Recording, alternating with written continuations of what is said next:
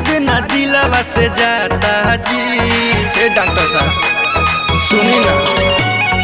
सुनी ना डॉक्टर साहब जी, याद ना दिलवा से जाता जी। ओकरे चक्कर में भइल बानी पागल, रोहत बानी रात भर। दिल बिया धोखा फाटतावे सर, दिलवे निकाल दिए डॉक्टर।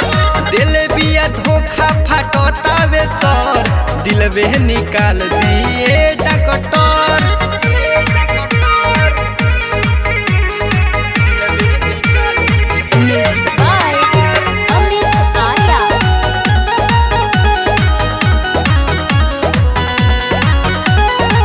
रौरे बताई कहाँ जाही जी, ओकरा के नाही हम भुलाई जी।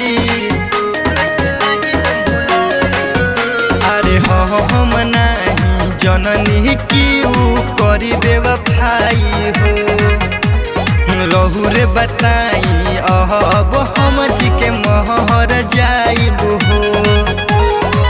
ओकरे चक्कर में मारता रे पापा, भइल बानी हम बेघर। दिल बिया धोखा फाटतावे सर, दिलवे निकाल दिए डॉक्टर। दिल बिया धोखा फाटतावे सर, दिलवे निकाल दिए डॉक्टर।